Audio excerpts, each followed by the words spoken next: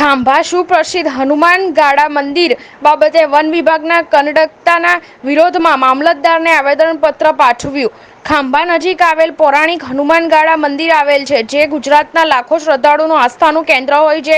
મંદિરમાં વન વિભાગ અવારનવાર હેરાનગતિ કરતું હોય, જેના વિરોધમાં આજરોજ ખાંભા સજ્જડ બંધ પાડી મામલતદારશ્રીને આવેદનપત્ર આપવામાં આવ્યું હતું। ખાંભા તાલુકાના હનુમાન ગાળા મંદિર આવેલ છે, જે આસ્થાના કેન્દ્ર હોય, ત્યારે વન વિભાગ દ્વારા મંદિર ખાલી કરવા માટે મૌખિક સૂચના આપવામાં આવતા ભાવિક ભક્તો અને લાખો શ્રદ્ધાળુમાં રોષની લાગણી વ્યાપી ગઈ હોય, ત્યારે ખાંભા માર્કેટયાર્ડ ખાતે હજારોની સંખ્યામાં શ્રદ્ધાળુ એકઠા થઈ વન વિભાગ સામે રોષ વ્યક્ત કરવામાં આવ્યો હતો।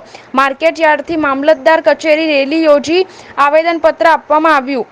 આવેદનપત્ર આપવા માટે ધારાસભ્ય શ્રી જેવી કાકડિયા, માજી ધારાસભ્ય શ્રી અમરીશભાઈ ડેર, હનુમાન ગાળા મંદિર બચાવ સમિતિ તેમજ રાજકીય અને બિન રાજકીય આગેવાનો તેમજ હજારો ભાવિક ભક્તો દ્વારા મામલતદારશ્રીને આવેદનપત્ર પાઠવ્યું। તાત્કાલિક અસરથી પગલાં લેવા માંગ કરવામાં આવી હતી। કોઈ અનિચ્છનીય બનાવ ન બને તે માટે પોલીસ વિભાગ દ્વારા ચુસ્ત બંદોબસ્ત ગોઠવવામાં આવ્યો હતો। રિપોર્ટર કાળુશા કનોજિયા। આથી અમો ભારદ્વાજ આશ્રમ બચાવ સમિતિ તાલુકો ખાંભા, સરપંચશ્રીઓ તથા અન્ય સંસ્થાઓ ખાંભા તાલુકામાં આવેલ હનુમાનગાળા ભારદ્વાજ આશ્રમ અને હનુમાન મંદિરને બચાવવા માટે જંગલ ખાતા તરફથી થઈ રહેલા વારંવારના પ્રયત્નોથી આહત છીએ। જંગલ ખાતા તરફથી આશ્રમના મહંતશ્રીને જે રીતે અવચંદા કે બંધ કરવાની વાત કરે છે, તમે શું કહેશો?